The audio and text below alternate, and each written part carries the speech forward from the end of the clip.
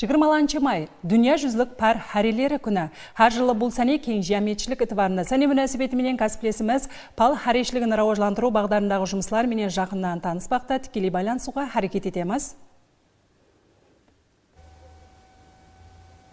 2018 жылы Бірлескен Милләтләр Шөлкемі бас ассамблеясында 20 май пал харилері күні деп жарияланды. Міне соннан берлі сәне мүнәсібетіменен әрқилы іләжлардың өткерілуі дәстүрге айланған. Біз әзір пайтақтымыздағы Самарқанд мемлекеттік ветеринария медицинасы шаруашылық һәм биотехнологиялар университеті НОКС филиалындамыз. Оқу орнында пал харешілігі қанегелігі бойынша жастарға білім беріледі. Соның менен бірге ilmi зерттеу жұмыстары да алып барылады. Хуршид пал харешілігін рауажландыру бағдарындағы соңғы ilmi жаңалықтар хақында айтсаңыз.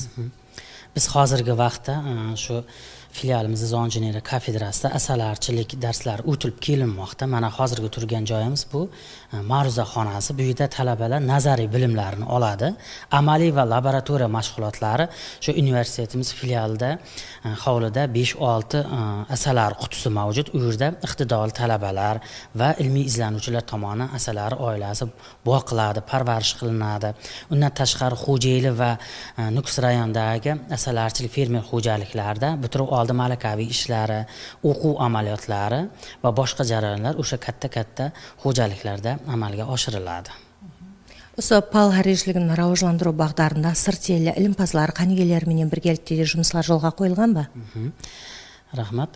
Demak, biz nafaqat kafedramiz va filialimiz chet el mamlakatlar bilan hamkorlikda ishlaymiz. Masalan, Yevropada Germaniya, Rossiya, qo'shni Qirg'iziston va Qozog'iston davlatlari bilan hamkorlikda ishlab kelmoqdamiz. Bunda yangi korporatsiyalarni oilasini olib kelib shu o'zimizga o'rgatmoqdamiz.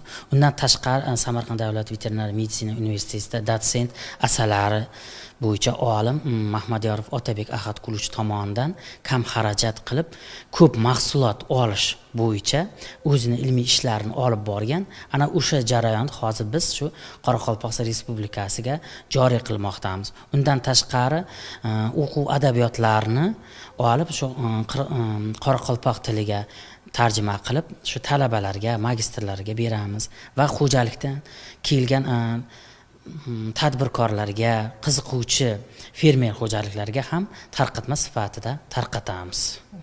Демек, фермерлерді оқу қолданбалары менен де тәмелеп келіп жатырсыз. Рахмет мағлұматлар үшін. Әлбетте пал харешілігін рауажландыру бірінші нәубетте елімізде азық ауқат қауіпсіздігін тәмелеуде үлкен ахметке ие болып табылады.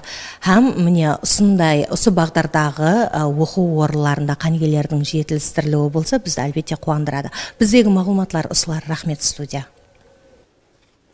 Рахмет мағлұматлар үшін. Бізде жаңалықтар хәзірше ұстар алда болса деттегіде хауарай хақындағы мағлұматпенен танысасыз. Саламат болың.